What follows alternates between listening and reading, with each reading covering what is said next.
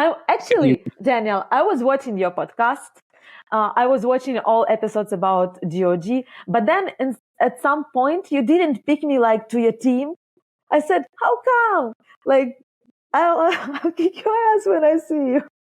Oh, okay. I was saying if I was in that moment at the time without seeing the king deuce check raises and all the extra moves you have. But, anyway, you're going to kick my ass. Okay, next season. Game of gold. Let's go. Sounds good. Welcome, everybody, to another Game of Gold episode recap. This is Game of Gold episode 9 that we're going to discuss here. And this show starts off in the midst of a key matchup between first heat winners Team Fedor versus Team Iermolcheva. And remember earlier, Maria beat Jungle and she also beat Kaina. And she's looking to sweep all three and help her team go directly onto round 4, as well as win a bunch of coins for herself. And Iermolcheva now needs to work his magic and run the table the other way, win 3 straight like he did before. So let's just throw up the coin graphic here with the ranking real quick to remind everybody where we're at. Again, Iermolcheva leading the way there with 190 coins, and Maria picks them up. And then we cut to Iermolcheva's back room, and once again, we see Kaina shaking her head, kind of talking to herself as once again, Jungle is out cold.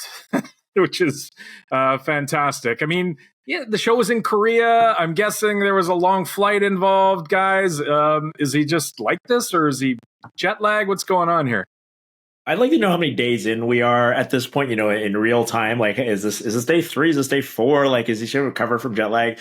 We heard in Daniel's interview with David Williams, we got a sense of how long the days were. They must be real long days. There's production, setting up the games and that. So you don't blame him. But I mean, like, watching just the little clips of this, like, Jungle, if you're out there, maybe you should go to like a sleep apnea clinic. There's definitely like some evidence of maybe some sleep apnea where he's like, like that's not good quality sleeping. Like, Jungle, maybe see somebody about this, because it could be an issue of an underlying minor health problem. But yeah, I don't blame anybody for falling asleep. I'm actually a little jealous, to be honest, because I wish I could fall asleep that easily.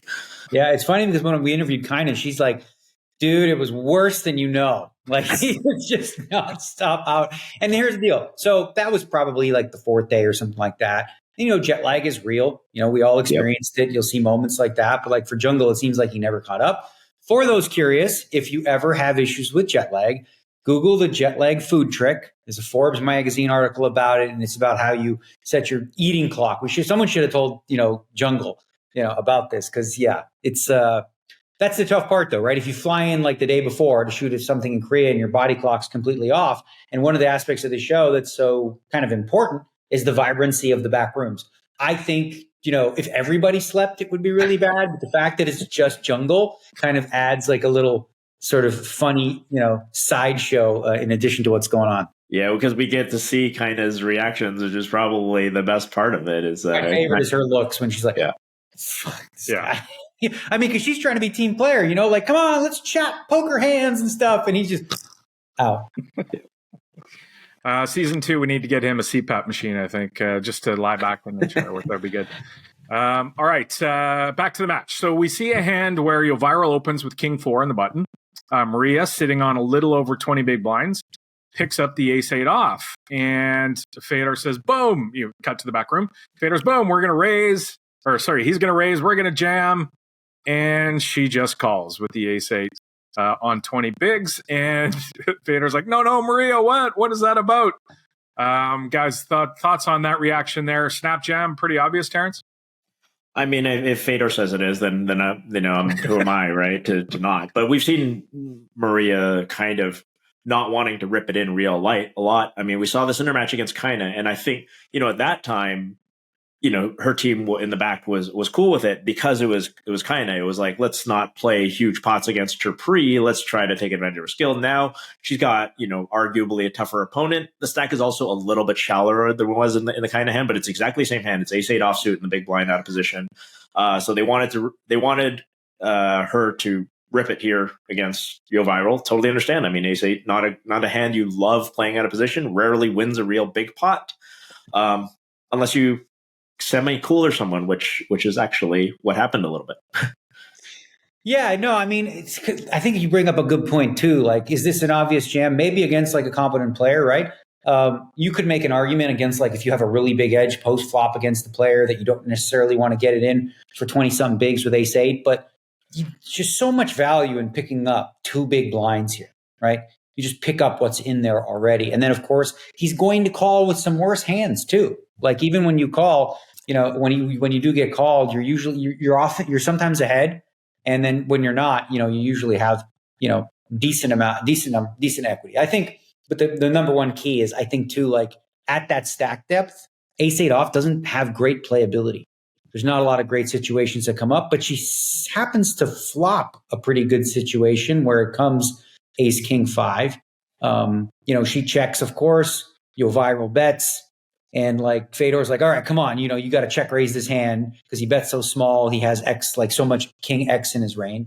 And then so it seems like Fedor did not like the way that this hand played. So if you're in Maria's seat and we transport you and you're looking across the table at your viral, you would rip in the 20? I would rip in the ace eight against your viral for sure there, And but then on the flop, I was like, when Fedor says, you have to check raise this flop. I think the only reason he's saying that is because you're so like at the absolute top of your range here because you didn't re-raise pre. Like ace eight is like super strong. But at the same time, I wonder, like especially with like her image, if just flatting is better in a way because she has such a cap range. Like maybe your viral is going to fire additional bullets, right? Because your viral can have all the ace king, ace king stuff, and she's not supposed to because she's supposed to jam those hands pre. So I get Fedor's response saying that, she should check raise this flop. I think Fedor should check raise this flop because Fedor has a lot more bluffs in this spot. Since Maria doesn't, I think I kind of might, I don't know if you agree here, Terrence, but I kind of think that for Maria and what she's doing here, collecting bullets might have been slightly more profitable. Yeah. And there's also the sort of thought that Maria's been pegged as this sort of conservative player, and she could arguably make these big laydowns. I mean, she sort of folded the trip queens we saw earlier. So maybe she wants to induce here. And a top pair of aces is often the hand that does induce a lot of bluffs, because you're not supposed to have that many ace X here, whereas your opponent does have all the ace X. So, if you act like you don't have the ace X, you're not supposed to have the ace X, but your opponent is, they will often just go barrel. So I was of a similar mind. Like, also, look, when you think about on these boards, if you're going to defend, you have to protect your calling range some. You can't just only call with a 5 and a king and then raise with the ace because then, you become kind of easy to play against. You just don't have enough hand. I mean, how often are you going to flop 2 pair, right? Like, I think, I don't know, maybe Fedor was like falling victim to what we all do, which is like seeing the actual cards and being that, but or I think ultimately what Fedor is personally, and I could be dead wrong on this, but I think I'm right. Fedor sees check raise here again, because of what we talked about.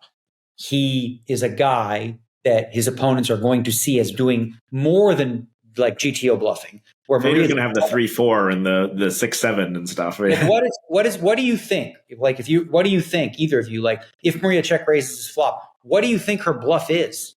Right. Like what is it? I don't know that there is one. What is the bluff? 3-4 and I don't know. Yeah. Because it's probably not Jack 10. It's probably not Queen 10. It's it's probably like 3-4 and And because of that, in spots where like you're not going to have a lot of bluffs, in these spots, I think I disagree. Again, only because it's Maria playing the hand and not him. He can do whatever the hell he wants. Check raise, blah blah blah. He's going to get action. But with her, I think if she check raises here, I don't know if she's going to get a ton. Maybe Olga might have like 9-3 here. But, sure. Like maybe a viral POs the flop, right? But then on the turn, like what? Is he going to really just go off with king 4? I don't know. Yeah. So as stated, flop ace king 5, check, bet, call. The turn is a 7, goes check, check. River's a 10, and Fedor says she has to bomb it here only one way. She doesn't. She goes for less than half the pot, and Fedor says that hand wasn't the best, I would say, in his way that he says things. Thoughts on Fedor kind of not really throwing her under the bus, but Fedor kind of saying, I don't think I like the way you played that. Yeah, this one I do agree with once it goes check, check, because the sort of plan, like I talked about, is like, okay, if you defend with the ace X here and you don't re-raise pre and you just check call on the flop, like you want to induce, like you want your viral to go barrel. Now that that's not happened, Yo has shown some sort of, he should now Yo Viral's capped his range sort of. So you sort of said like, okay, he might have a king, he might have a 7. You might have just given him a free draw at some sort of Broadway draw type end, and maybe a lot of the Broadway draws now just made a pair of 10s.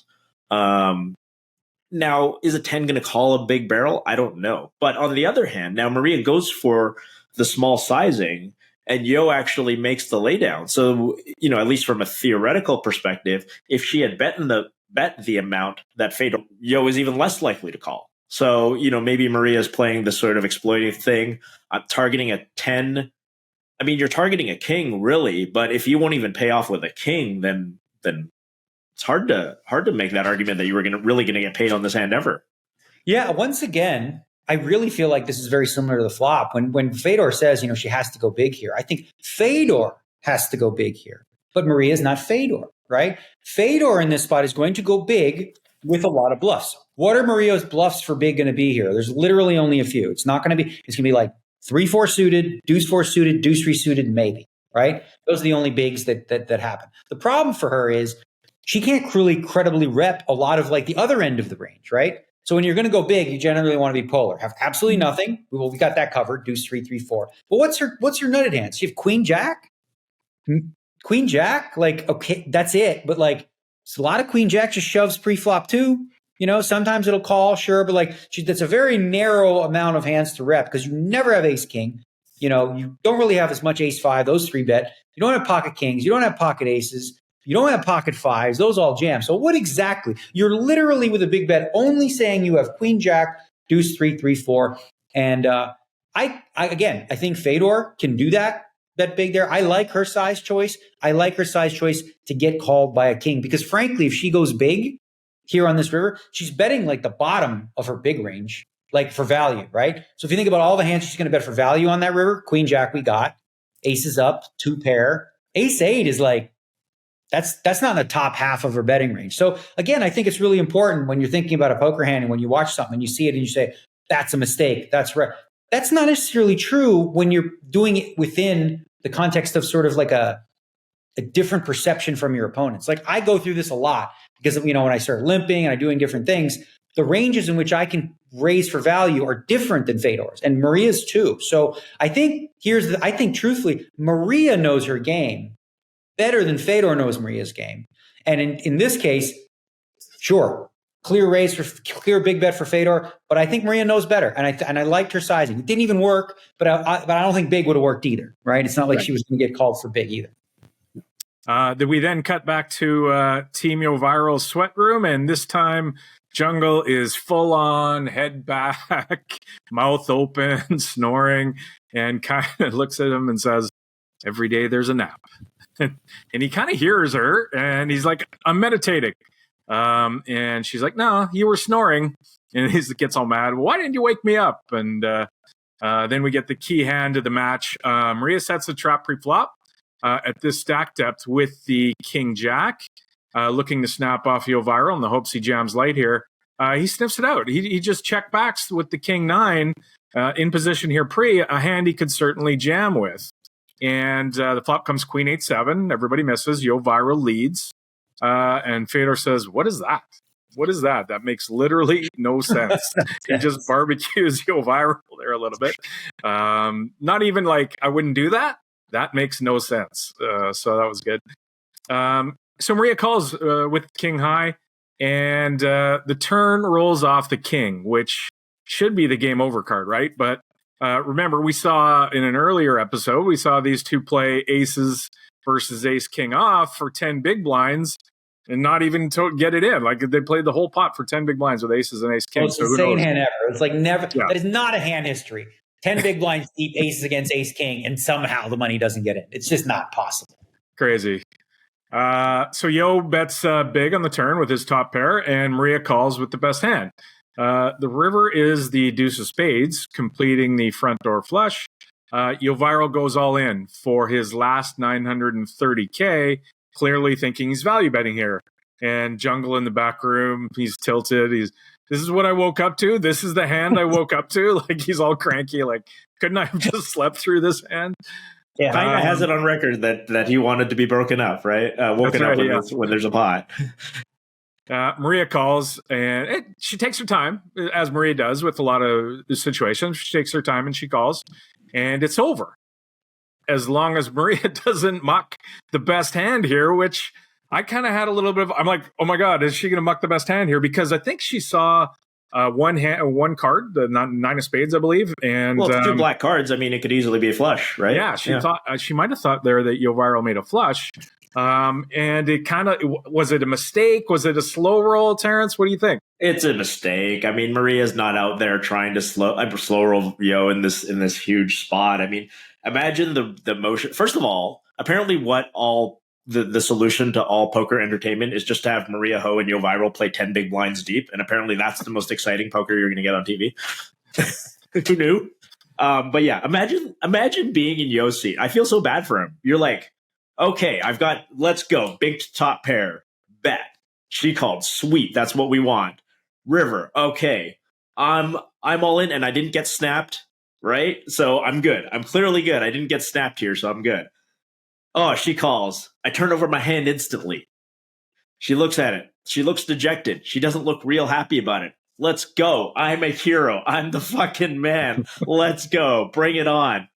And then she's like, Is that a flush? Oh, that's not a flush. Oh, okay. I'm sorry. I have King Jack. The emotions of this guy. He took it so well. He did. You can imagine so many people who would have blown up in this spot and just be like, "What the fuck is wrong with you?" I mean, it's because it's Maria, and he knows that she is slower, but this is just wild. Like you said, Adam, right off the top, like the King 9 out of position easily. Jam 10 big blinds, Maria limp trap call, run out the board, okay, whatever. Like the difference in emotion between that and what actually happened, it's wild. So again, some great TV in a spot where there's not really supposed to be great TV, 10 big blinds deep against these two. Yeah, you bring up a good point too, just about also how Yovairo turns his hand up. He does so very confidently. Like he calls, he's like, I have the best hand. So when you see that, right, you're playing against somebody, the emotions are running high. It's a heated situation. It's a big pot. This guy's turning his hand up before you don't even have to look at the cards and you'd be like, he's not bluffing, right? So like, he's got it. And then you look over and you see the 9 of spades and you see spades got there. And that was one of your thought processes that like maybe you had a flush. And then the other card is black. And it's like, you do a double take. But like, I think, like you said, the key reason Yovairo doesn't get tilted is because he knows for sure this isn't Sean Deeb here, right? Who's like doing an elaborate slow roll just to absolutely, put salt in the wound. But yeah, like this is a situation that happens quite often. I think it's like someone turns over their hand confidently. I remember way back. Okay. It's a long time ago, guys, like 30 years ago when I was a teenager playing in Toronto and like playing limit poker. And if let's say I had 9, 10 of spades and the board was like Queen, 8, 7, 5, 3 clubs, 2 spades. I bet the river. I just turned my hand up like that, boom, I have 10 high, but I turn it up. It looks like something, right? Yep. My body language is like this. And, I got 2 guys to muck before it works. It works. Yeah, I've seen, you can see like 7 high straights and triple draw. Guys just fired into the muck, Oh, there was a rule actually. Yeah. They got rid of it. No, there's a rule like in California, there's like a really dumb game called Ace to 5, like low ball, right? It's a really stupid game. And the rule is if you turn your hand face up and don't declare a pair, your hand's dead. So like, even if you would have won the pot, you lose. Like, let's say you turned over like a pair of 3s and you didn't say anything. So it looks like it could be a 7. If the guy has 2 5s, he wins the pot anyway, because you're being an idiot. Interesting suggestion there. Mike the Mouth and Sean Deeb in season 2, possibly. That would be pretty amusing. All right. So Maria, she runs the table for Team Fedor, wins all 3 matches, picks up 90 coins for herself. It's all kumbaya and love back in the team room as they advance all the way into round 4. And she doesn't walk in all celebrating. She's like, is anybody mad at me here just because I went and ran the table and picked up 90 coins? And then, all right, we move on. We turn now to the next match. And it isn't exactly kumbaya over here. We cut to the sweat room for Team Nikita and Lucas. He's certainly Mr. Positive. He's doing push-ups, talking about being aggressive, no patience, pumping himself up. He almost had the Rocky thing going there. It was It was kind of fun to watch him try and pump himself up. Olga walks into the room and everything just shifts. The energy is dead. And she's like, keeping it real. Let's be realistic. We not have great in her sort of English as a second language. She's like, not great chances. We have Let's not great chances. Yeah. And Lucas fires back. He's like, shut the fuck up, Olga. I was like, oh my God, I was taken back by that a little bit. And he said it in a friendly kind of way. And she laughed and he tries to pump her up then. You got to believe in yourself, girl. And she snaps back. I believe in myself. I just don't believe in my team. It's like, wow, just throwing everybody under the bus. I don't know what happened here, because I think I said this 3 or 4 episodes ago when we did this. I was like, this is good vibes team. This is like the happy to be here team. We're all friends and like we're the underdog stories. Look, I love Lucas in this getting himself up. I thought he was awesome. Like just getting the energy and like psyching himself up and putting himself in this mindset like, hey, we're the underdogs and I'm not supposed to, I might not be these legends in poker that I'm going to play against, but I'm going to go out, I'm going to be aggressive. I'm going to be patient, but also aggressive. And it was great to see a mentality. And then Olga, come on. I mean, with the classic, stereotype of an Eastern European woman just putting the knife through your heart. Come on, girl. Like, it's about like the bluntness. Like I was talking to Amanda about this and just, like Europeans are different than Americans in a lot of ways. We're like, we say things in a way like to not, and they just like people out even just say exactly what they believe to be true. Right. It's like, we will lose because you guys are not good. Like that's essentially, because like, that's what you're saying. When you say like, I believe in myself, like, but I don't believe in the team. It's like, I don't think you guys are better than the other guys. And then Robin, like, Lucas, I mean, he was famous for saying like, oh yeah, I think Nikita, I think you have an edge on jungle. Like, I mean, like talk about the two ends of the spectrum, right? We have the, the super optimistic Lucas. And then you've got, let's be realistic, Olga, we suck. We need a miracle. But what happened there? And I know you're going to talk to Olga, and I want you to ask her, because when the teams came up, it seemed like Olga was, she was the one who was actually like, actually, I'm not so good at heads up. I lose every time I play heads up, but I'm glad you guys are good. Like it seemed like she was really being a team player, and she was trying to hype herself up. But I think what it is with Olga is, and we see this when she eventually loses, she's very focused on short-term results, and that's maybe an experience thing. I mean, those of us that have been around the block a few times know that like 1 or 2 heads up sit and goes or regular sit and goes does not define your worth as a poker player.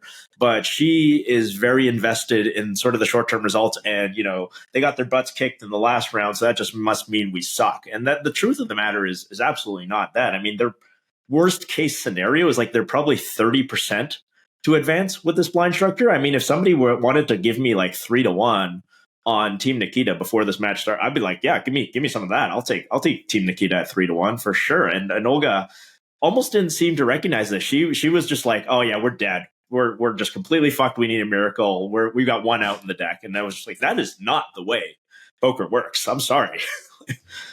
Yeah. And then we flash back to the room, and Lucas continues to try and pump the team up, bring them together. He's like, we're the underdog. And in the movie, the underdog always wins. And Olga's like, this is not our case. Yeah, that is not our case. We are not going to win. And then in a side interview, Olga goes on to say she doesn't know why Nikita picked her and Lucas, feeling like there was, some more experienced options. So they flash to that. So we're getting a real sort of clear feeling of Olga's view on her teammates here. We, as Terrence said, we went from this team good vibes to, something is not right with this team. Nikita comes back into the room, and Lucas here now going from positive guy throws Olga completely under the bus and tells Nikita all about what she's been saying. And I think that's fair. I mean, she said it. You should own it. Totally. But it's just funny that he's trying to be Mr. Positive. And then as soon as he gets a chance to rat out Olga, he's to the captain, he does. And then Nikita's like, okay, we got to get positive. Let's change the energy in here. Let's do a meditation circle. And so they get in the corner, they're holding hands and they're meditating. And so now we've got like everybody meditating in this episode or in this series. Charlie, Jungle, well, kind of snoring and meditating. Yeah. But let's not. Yeah, and then Team Nikita, what's going on with all the meditating here? T, I liked it. I thought this was a great spot for it. Yeah, I mean, I did like it because I think if any team is going to be rattled by the moment, it's clearly going to be this team, right? Like every other team has experienced players that have played high stakes in various high pressure settings and have played in front of the cameras and under the lights.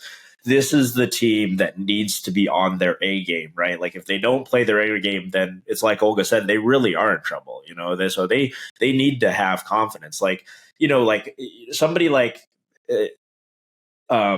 Jungle on, having a bad day is still going to play real good poker. Jungle's C game, still very sharp. Robin, Olga, like their C game, I don't know if that's going to be enough for them to advance. So I thought that was great leadership, actually, by Nikita. I was going to piggyback on the great leadership part. I think Nikita absolutely crushed this moment, as a team captain. Like you literally just heard somebody say something like offensive towards you, but instead of escalating and being like, what are you talking about? I'm good. We're good. Like she didn't fight it. She's like, okay, guys. She takes it with a grain of salt, kumbaya, brings them in, refocuses the team on team unity, and it makes a difference. Because Olga, like you said, she had a shift for some reason here with the team. She wasn't this, pessimistic about it earlier. And Nikita does a great job with and again, yeah, you're right. There's so much meditating going on in Charlie every 5 seconds, and you got this and that. It's it's a lot. But I think in this case, it was just the fact that she had the foresight to think that this is what the team needs. It's really interesting because you don't go into this as a team captain. Nobody's a captain when you walk in the door. Now you're assigned captain of a team. So the question is, how do you take on that role? Do you just be like, whatever, I'm captain, doesn't mean anything? Or do you go, you know what? No, it's my responsibility to get us to the finish line in the best way possible. And Nikita clearly embraced the captaincy role, but she does so in not a condescending, not a mean, not a rude way, doesn't shut them down. She's uplifting. And you found that with Nikita, every team she was on, she kind of had a very positive vibe. And that's the vibe I got from her when I met her, out there myself. And if you thought this team was dysfunctional, well, we switch over to Team Charlie's room to just one-up them. And they're going over the order in which they're going to play this do-or-die match, right? This is the losers going home. So this is important. And as they're deciding on who's going first, David says to Charlie, I think you're being selfish and short-sighted. Absolutely. As clearly, I think David wants to go first here. Charlie wants to discuss it, but is met with David saying, Charlie, you're fucking exhausting, which he's completely run out of patience with Charlie, Charlie's one of obviously an analytical person. He likes to explain all, and David's just done with it. And he gets really heated. He starts mocking Charlie. And Charlie then gets heated too, claiming that David is spreading negative energy and finally saying, why are you calling other people selfish when you're sitting here like a absolute baby? And, terrible team vibes, obviously, here in the sweat room. Is just as Charlie's about to go play in the first heat, as he's decided to go first, play in the first heat of this elimination match. We thought we couldn't get more dysfunctional than Team Nikita. Well, here you go, T.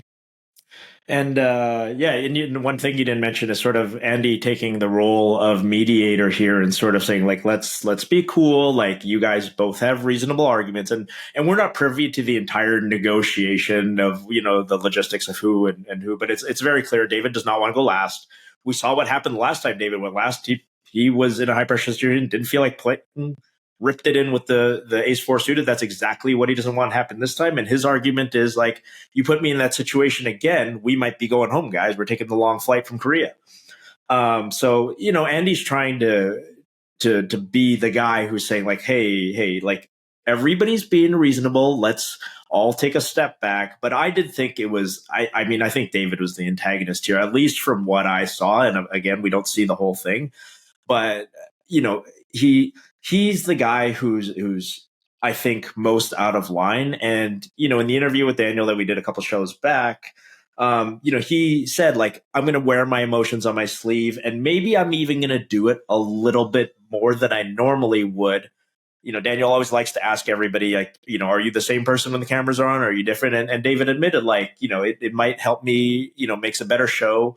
and it might get me invites to future stuff in the future if I really just let it hang out there and be me, but me even a little bit more me than I normally would be. But I thought he was in the wrong here. I thought Charlie was trying to be cool and calm. I mean, he did antagonize a little bit further by saying, like, you're being a baby and you're being selfish because I'm about to go in and play and you're bringing in this negative energy. But at least from the part that I saw, I mean, I very much felt like Andy in this situation being like, David, you're flying off the handle just a bit much here.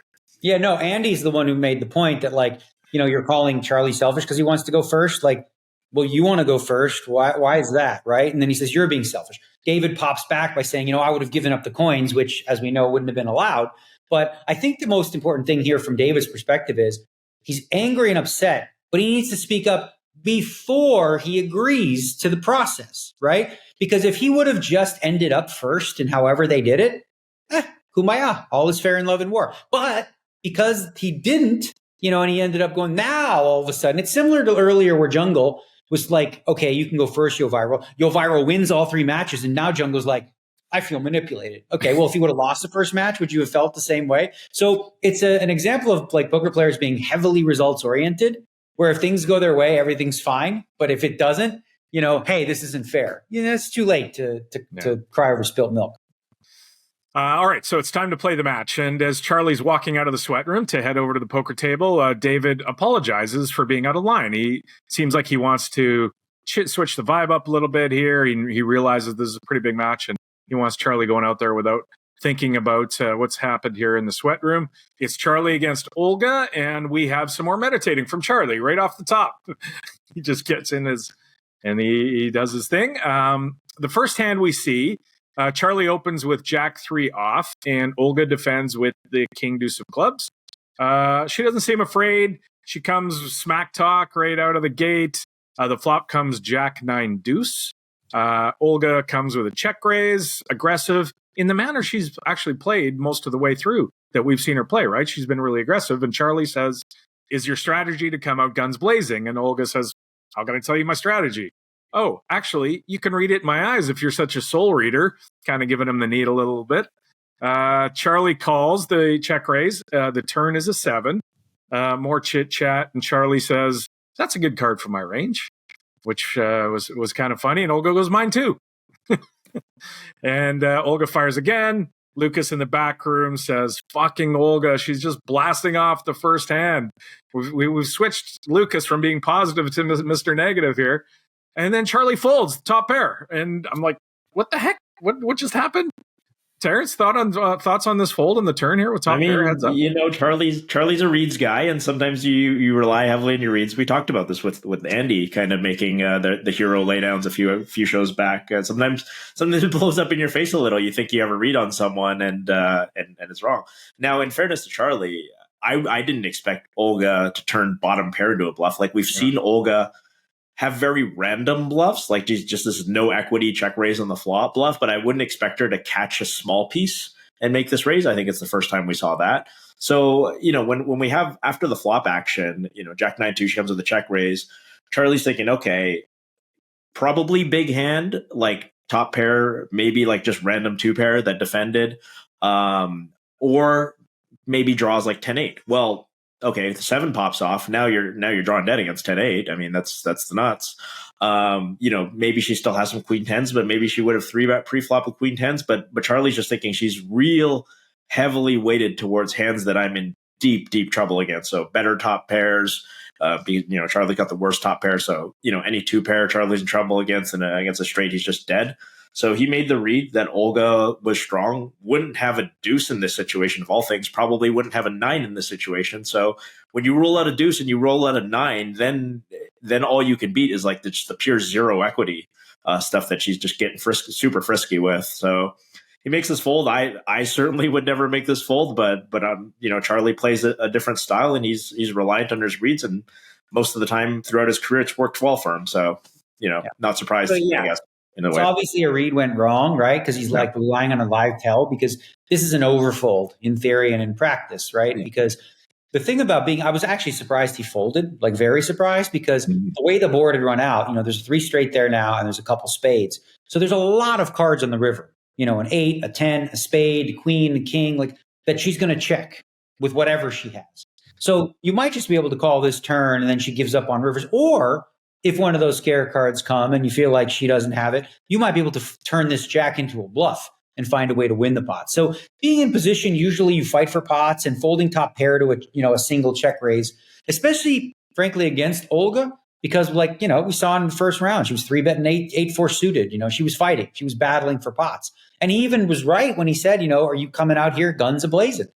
And she was absolutely coming out guns a-blazing. So he missed that one, which I was surprised about, because obviously in theory, when you have a jack there, you want to have a jack that it's like sometimes when we talk about blockers, we talk about the hands that it blocks. You want to have a kicker that unblocks everything. And that having the jack 3 is like a good kicker to have. It's better than having, for example, like jack 8 or something like that in a sense, because, 8 might be part of some bluffs or whatnot. So yeah, I was shocked. I can't believe he folded the turn. And again, he's doing his spiritual read thing, trust in his gut. And like you said, it's worked for him for many years.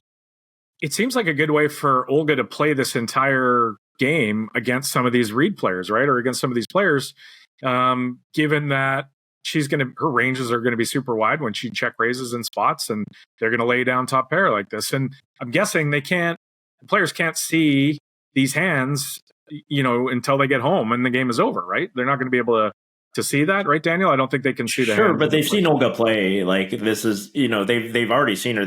Watched her play the sit and go, and they watched her play her. Maybe they didn't watch her play her first match because that would have been the other team. But it's not like they have no information on her at all. Yeah. Well, everybody watches all the matches except Jungle. Oh, that is the case. Everybody watches all the matches. Jungle, except Jungle. Every back room has all the whole cards available to it. So even if your team wasn't involved, you saw the matches. You're still watching, yeah. Okay. Well, in the first round, every team was involved. Right. No, but I mean the second round. If you were not playing them in the first round, I was under the impression. What they did was, half the teams were playing, so they were there, and then the others would have an off day, so they wouldn't. Gotcha. Okay.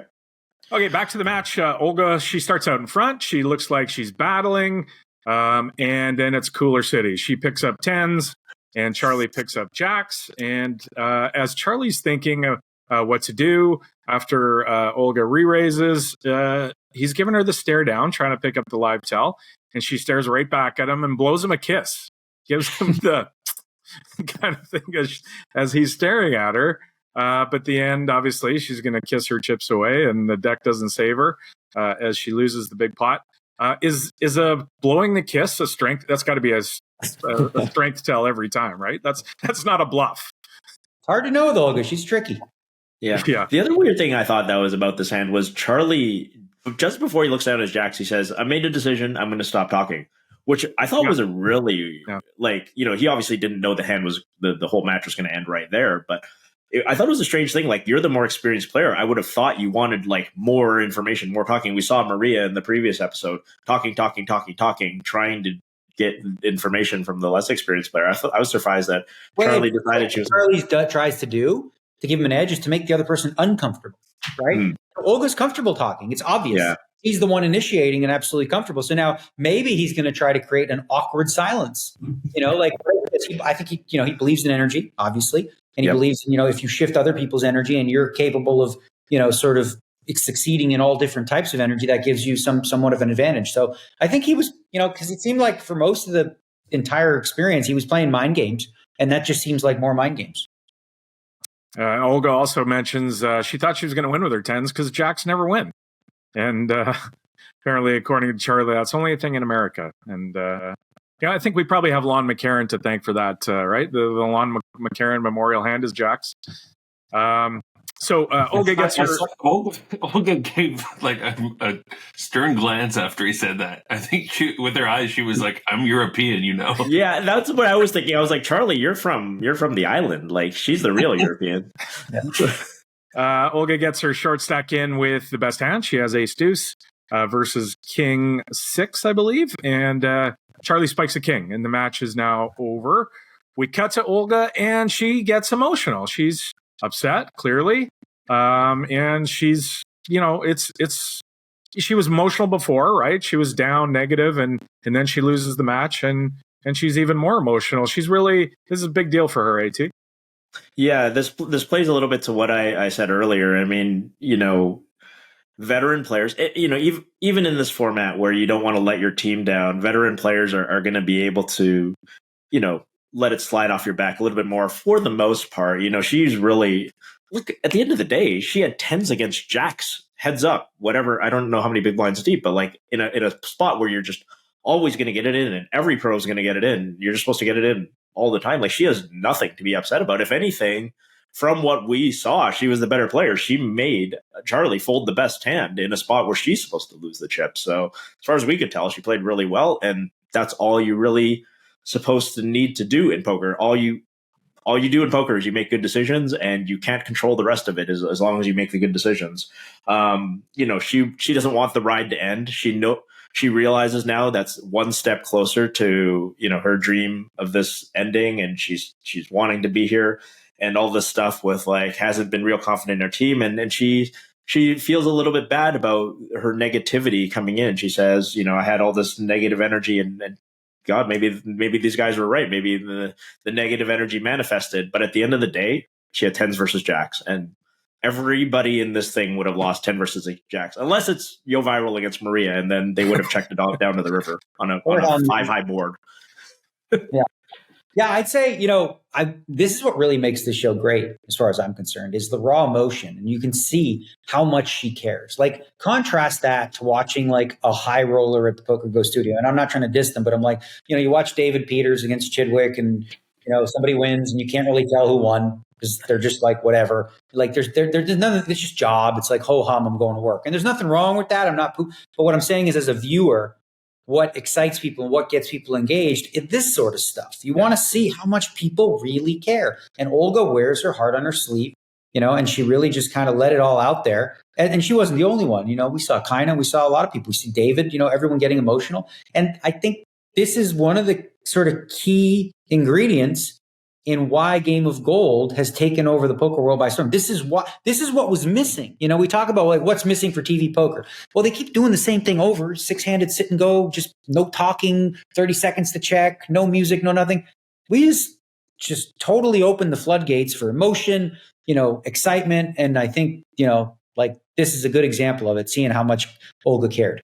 It's making poker sexy again, right? Like that's sort of the thing is we had this period between 2003 to about 2011-ish, where poker was sexy and we saw it all the time. And, we all lived through this period. Somebody, they find out you're a poker player. Oh my God, it's amazing. Like, do you know Phil Ivey and Chris Moneymaker and Doyle and all? Like, poker was just sexy. It was on all the time. Everybody wanted to play it. Like, there was just pop-up home games around the world. And if this is a part of a new renaissance of making poker hot and the new thing again, I mean, that's money very well spent from GG.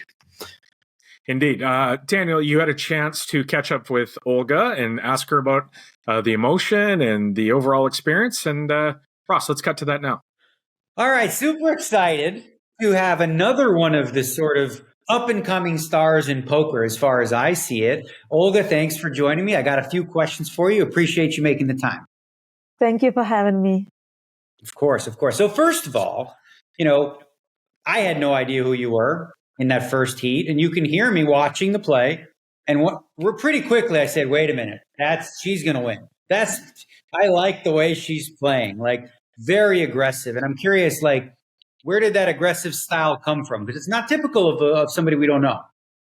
Actually, this is not a secret that when you are playing with pros, the main weapon against them is aggression, because even when you're playing versus recreational players, if they play aggressively, they put pressure on you. They are very difficult, to play with them. And of course, aggression is a key. But I don't know. I didn't have a plan for the first table, like for my sit and go. I was just playing my game. I play like this.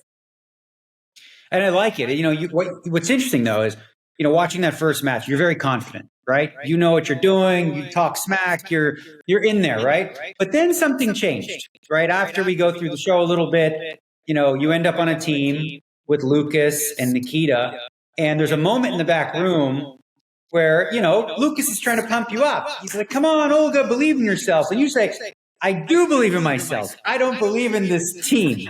right? So what did you mean by that? I mean, I'm very sorry for saying this. Maybe at that moment I felt that, but I'm so uncomfortable now towards Nikita, who picked me in her team. She had much better choices at the moment, and for me it was like totally surprised, and she gave me credit. And of course I'm sorry for saying that, but at the moment our team looked like a Titanic for me, and we were like going to the bottom, and I don't know, we needed a miracle, like for miracle to happen. And Right. So, in some ways, it's a little bit contradictory because I know you have a lot of confidence in yourself and your own ability, but at the same time, you're surprised she picked you, right? So when you hear that, it's like you're thinking that, well, I think I'm good, but I think they're better. Is that where were you thinking? I mean, when we are competing in teams, you want like the best team. Oh, I understand where I am in poker hierarchy, I understand that like I cannot do it by myself. I need someone like to help me to go through this match. And I felt bad at the moment. I didn't have faith in our team. As now I see the match with Charlie, Andy, and Williams. I didn't see that match at that time. I think mentally we could, like, if I saw this, we could beat them for sure, because they were like in bad spirit as well. Bad, not bad vibe, but I was. Yeah. Sure. I thought Nikita did it personally, and you can tell me if I'm wrong. I thought she did a good job because you were kind of frantic at that moment. You were saying, let's be realistic. You didn't have much chance. Lucas was trying to get you together, and she decides to bring you in a meditation circle like that. Have you ever done that before? Was that new to you? Kind of new. I didn't do it like seriously, just for fun, maybe. Okay. But it did seem like when you went in the match, you were ready to play, right? And then, of course, the unfortunate cooler comes up, and really there's nothing anybody would have done differently. So the cards played themselves, but you were extra emotional about that. What was that about? Why were you so emotional? I didn't see the game with Charlie. I forgot like how deep we were, like 50 big blinds or something. I think it was in that neighborhood. Yeah. And it was certainly a hand where you were short enough. There's no way, you're not getting it in. Maybe if I was playing versus other player, when I have edge, when I'm confident, maybe I will not like shove. Or what was that? Maybe I'll play for post flop somehow and didn't lose all my chips. But against Charlie, I don't have edge. I realized that I have to gamble at some point, and it went like it went. So. Right. But you play poker, right? You play, a good amount. Like, I mean, I imagine when you go play a session, in Miami or wherever, you're not like, you don't cry, right? Or you don't like have that kind of emotion. Was it because you felt a little bit like maybe I let my team down, or, anything? Was there added pressure because of the team aspect? First, I'm very emotional. Second, I felt bad for our team for not helping, for playing not my best poker, for not winning any match, for sure. As far as we are in a team, I feel responsibility for that. Yes, and also I understood that it's the end. This opportunity was great. I mean, that show meant so much to me, and I wanted to stay alone. And I was 100% sure this show was made for me to win it, honestly. But no. Right. So, I noticed the shift though, after, you had your emotion, right? Which I appreciate people that are genuine, authentic. If you feel it, you experience it. But then you shifted and you're almost like the massive chip leader. Lucas is in there and you're just like, dude, good boy. And you were like so into it, right? And, he ends up winning. And now Nikita goes in there and you're like gung-ho Nikita. Like all of a sudden, like, did something shift in you where you started to believe like maybe we can win? Yeah. I didn't remember everything, but that would be like great if they did the best job. Yeah. Right. So you remember watching, of course, Nikita play, and she mentioned she's heads up specialist and whatever. Like we hear that, we didn't see it, but like she crushed. She crushed in her match. She did pretty good. So like imagine, like were you shocked or impressed with some of the moves that Nikita was making? Yeah. Actually, when the show started, after the first match, they said, "Oh my God, she's so tired. She folded ace queen twice. Like how it can be possible?" Like, and I said, like to my friends, guys, this is just several hands. She knows how to play this game. So she's a professional. So Yeah. And so your relationship with the team after the show, like, was there any hard feelings about, the things that were said in the room, or did you guys squash it? actually, we were in a very good relationship before this episode, but maybe when they see it, I don't know. No, I'm sure Nikita seems like somebody who can handle it. So overall, you're somebody in the show who had your ups. You start out, you crush. You had your downs, where you were very emotional. But like, did you enjoy the experience as a whole? Oh, of course. Nothing happened to me like this before. That was a great experience.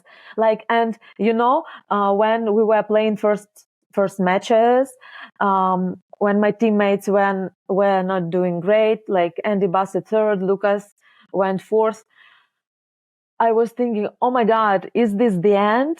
Like, how come? Like, we could bust first level, and that would be like a disaster. This show is so great. I didn't want like to bust. This is well, lucky for you, we had the shitty clubs team, me and Jason Kuhn and Michael Stoys and Kev, and we suck. So we did third, fourth, and made it easy, so you didn't have to worry about going home. No, actually, everyone was both happy and unhappy because you busted. Of course, they were unhappy because they came to see you, they came to see Jason, Michael Soiza, like Kevin Martin, and but every one of us was happy because you busted and the strongest team went home. So we had a chance, So since the show, because it's been very popular, everybody in poker's talking about it. Have you had like people since like coming up to you and, sharing whether they like you or hate you or anything like that? Have you been having some of that? No, if they hate me, they do not approach me. But as far as I'm here in Miami playing WPT, people are coming and saying nice words about me, about the show, about everything. And that's very nice. I had even a situation, I was playing at the table. People were discussing the show, but they didn't realize that it was me on it. And that was fun. I was waiting for them to say, "Oh my God, who is that blonde girl? What is she doing there?" But no.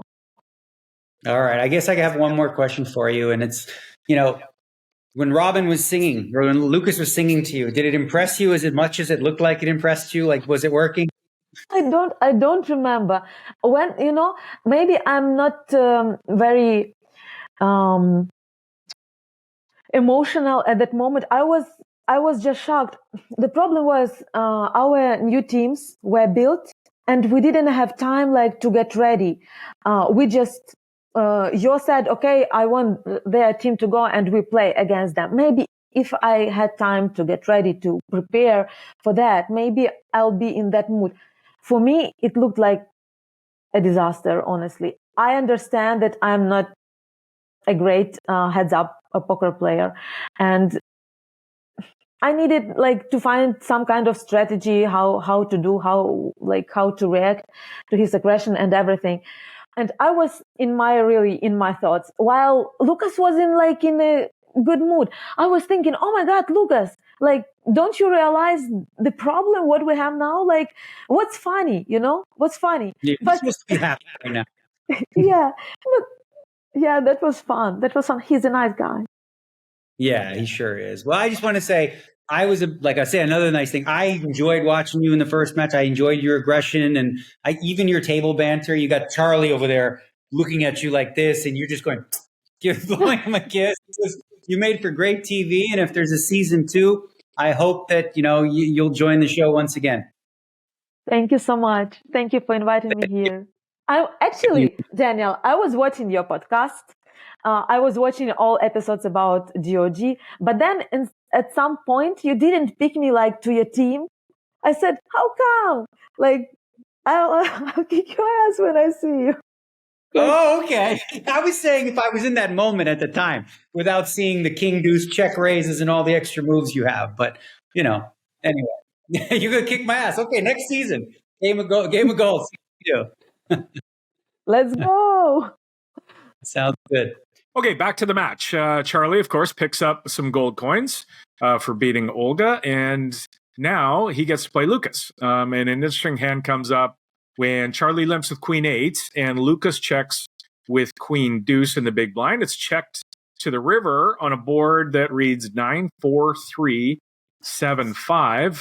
Lucas overbets the 80K pot in there. He fires 100K with Queen High and with the worst kicker, obviously. And Charlie completely owns Lucas and snaps him off with the Queen 8.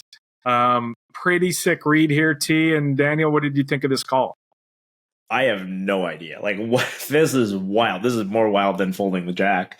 You just like Charlie says, or Lucas says Queen High, and Charlie's like, "How big of a Queen High?" And that's usually not like what you want when you've got like the bluff catcher, because you don't want, if he would have done this with Queen Deuce, there's no saying he couldn't have done this with King Deuce, right? Like, this was wild. Like, this has to be like partially live reads, and we just finished talking about like, hey, this is what Charlie's, he's made a career out of it. Sometimes you're going to mess it up when you fold top pair and they've got bottom pair. Sometimes you're going to look like a fucking genius when you've got the Queen 8 high and like everything's out there and you're good. I mean, I sort of see it like the bet sizing is just, it's completely polar to a 6. And Charlie just decided he didn't have a 6. We could rule out all the two parry kind of stuff. For various reasons, because he doesn't go that sizing, and probably doesn't get checked to the river if he's got some piece of it, and he ended up with two pair. So Charlie immediately says, "I'm not going to raise," which is kind of baffling in itself. Yeah, you do have an 8, which is a potential raise card, and then just says, "Fuck it," like, I'm going to risk looking like an idiot, but my read is that you don't got it right now, and that's wow. Yeah. I mean, hats off. I think this is Charlie finding a way to take advantage of solver kit. Okay. So what he understands about a range that's going to bluff here for this size, it's like you said, it's going to be a 6, then, 6-8, which makes the bigger straight, or it's not going to be a pair. He's not turning a pair into a bluff. Probably not ace high because it has showdown value.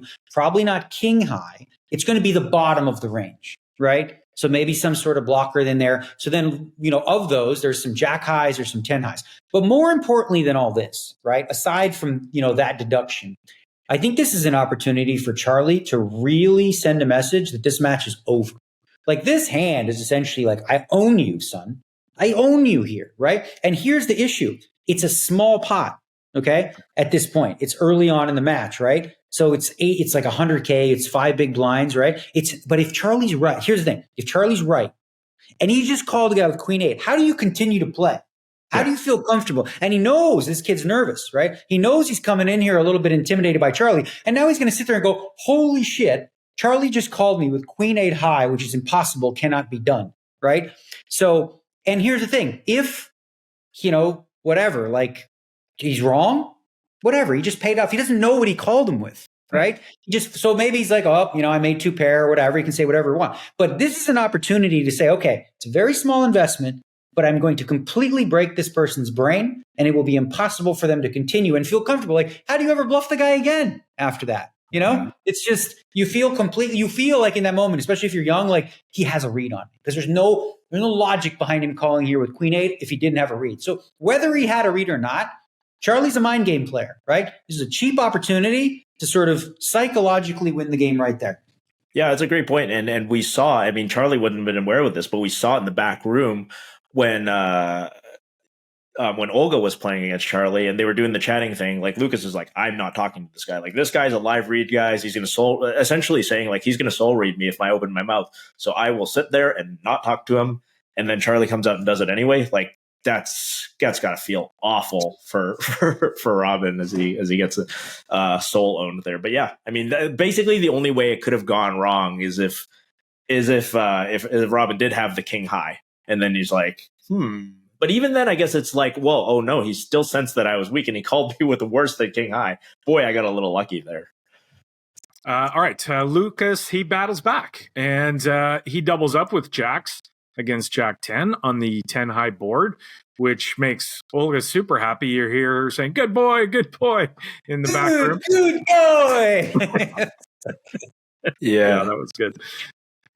There's a spot, I think it's actually like after the next all in, but there's a spot where also Olga goes like, oh no, like now the blinds are going up to, I don't remember what it is, 40-80, way 160. And Nikita correctly points out like, no, this is good for us. Like we want the blinds to go up. Like we want like, just let's go all in. Let's win 2 flips.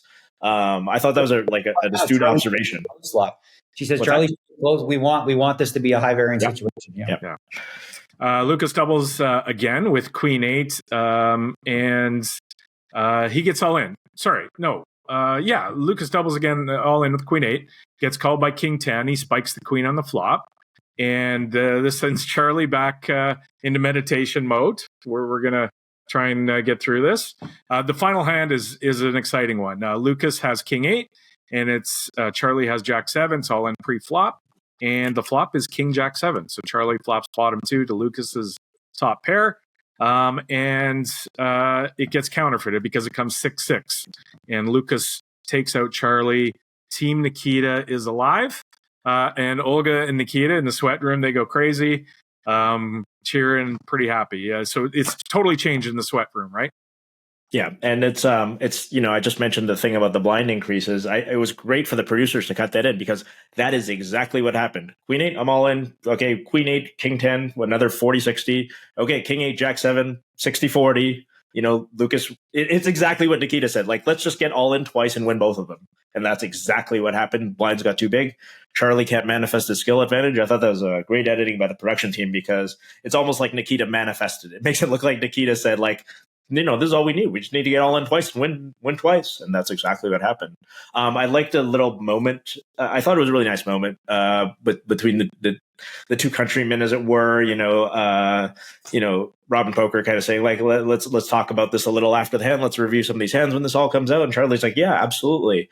I thought that was a really nice moment, for the experienced player to sort of, take the younger player under his wing and say, yeah, absolutely. We had a match. I wanted to win. You wanted to win, but let's be cool after this. I liked Charlie's confessional room.